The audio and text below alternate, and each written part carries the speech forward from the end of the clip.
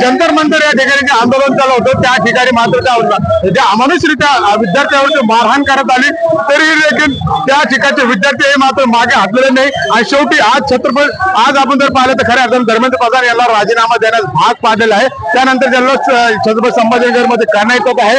माझ्यासोबत ही युवा शक्ती आहे, ज्या युवा शक्तीने हा लढा उभारला होता, त्याच्यात काही युवा शक्ती माझ्यासोबत आपण त्याची चर्चा करणार आहोत। तुम्ही युवा आहेत, युवानी ज्या लढा उभारला होता, कुठेतरी तुम्हाला हे यश मिळालेले?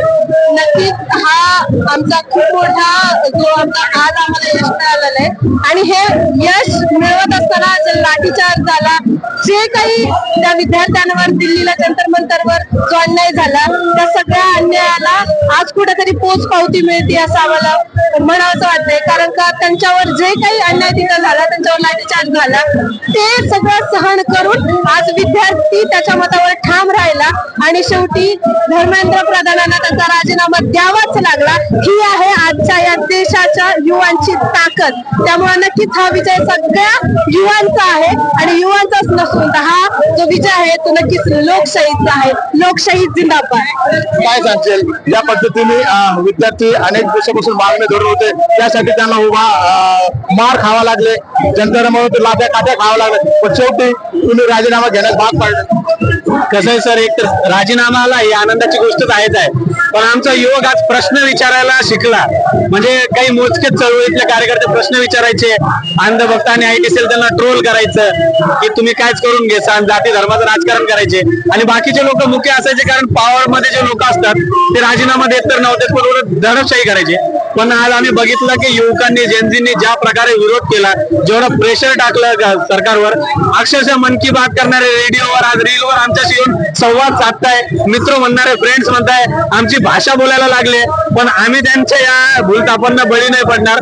धर्मेंद्र प्रधान तो अभी झाकी आहे, नरेंद्र मोदी बाकी आहे असं मी म्हणणार आहे, कारण इथून पुढे आला ना असाच सुरू राहणार आणि युवक आता जागरूक झालाय आणि 2029 मध्ये या अडाणी नेत्यांना आम्ही धडा शिकवून राहणार आणि आमच्यासारखे अनेक युवक मंडळी राजकारणात पण येतील आणि यायलाच पाहिजे। कारण आजकाल काय झालंय, एक स्टिरियोटाईप झालाय की राजकारणी फक्त वंशावळात बनवून येतील, पहिला नेता त्याचा मुलगाच नेता होणार किंवा अडाणी लोक जे गुंड लोक आहेत हेच राजकारणात राहणार, पण असं आता होणार नाही। इथून पुढे जे सुशिक्षित नेते आहेत, जे सुशिक्षित मंडळी, अभिजित दिपके असेल किंवा नेहा असेल, असे लोक नवीन नेते घडतील आणि भारत नक्कीच सार्वभौम लोकतांत्रिक देश आता पुन्हा एकदा आनंदित प्रकारे म्हणला जाईल। जे हुकुमशाहीकडे जो जात होता तो आता राहणार नाही। इन्कलाब जिंदाबाद। काय सांगशील युवा म्हणून काय पहिली प्रतिक्रिया? खरंच सर्वप्रथम सोनम वांगचुक, अभिजित दिपके यांचं खूप खूप अभिनंदन आणि जे विद्यार्थ्यांनी आंदोलन केले त्यांचे खूप अभिनंदन। तुम्ही हा उत्साह बघू शकता, हा आक्रोश आहे, हा उत्साह नाही, हा आक्रोश आहे, युवा पिढीचा आक्रोश आहे। खरंच महापुरुषांनी आणि ती म्हण आहे की युवा पिढी ही देशाचं उज्ज्वल भविष्य आहे, ते आज खरं घडलंय व लोकशाहीला हे तोंडावर उत्तर आहे। जे लोकांनी लोकशाहीचा गैरवापर केलाय, हुकुमशाही दाखवण्याचा प्रयत्न केलाय, हे याही सरकारला उत्तर आहे आणि पुढची जी सरकार येईल त्यालाही हे उत्तर आहे। तो विद्यार्थी एकजुटीचा विजय झालाय, लोकशाहीचा विजय झालाय, संविधानाचा विजय झालाय। नक्कीच लोकशाहीचा विजय झालाय, संविधानाचा विजय झालेला आहे। काय सांगशील ताई तू, हा लोकशाहीचा विजय तुम्ही जे काही लढत होते, कुठेतरी या लढ्याला यश आलेले? डॉक्टर बाबासाहेब आंबेडकर काय म्हणायचे, शिका, संघटित आणि संघर्ष करा। आता आपला युवक शिकला आणि संघटित झाला आणि संघर्ष केला, त्या संघर्षाचं हे फळ आलं।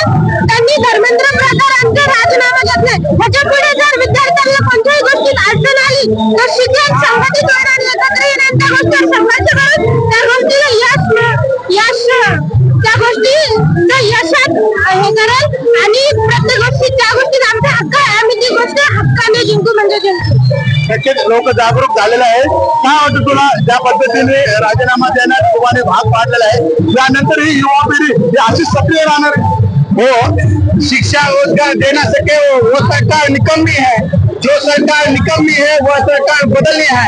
आज विद्यार्थी आंदोलनांना धर्मेंद्र प्रधान यांना राजीनामा द्यायला भाग पाडलेला आहे, मात्र लढाई इथं संपणार नाही जोपर्यंत एनटीए ही संस्था बरखास्त होत नाही, एनईपी ही खासगीकरण बाजारीकरणाची पॉलिसी रद्द होत नाही, महाराष्ट्रामध्ये टीईटी पेपर फुटीची जबाबदारी घेऊन दादा भुसे यांचा राजीनामा होत नाही, तसेच शिक्षणावर कोठारी आयोग कमिशननुसार शिक्षणावर 6% खर्च होत नाही, तोपर्यंत हे आंदोलन सुरूच राहणार आहे। आणि एके दिवशी जर सरकारने मागण्या मान्य केल्या नाही तर पंतप्रधान नरेंद्र मोदीला राजीनामा द्यावा लागेल. नक्कीच आपण पाहिलं तर हे युवा शेतकरी आहे.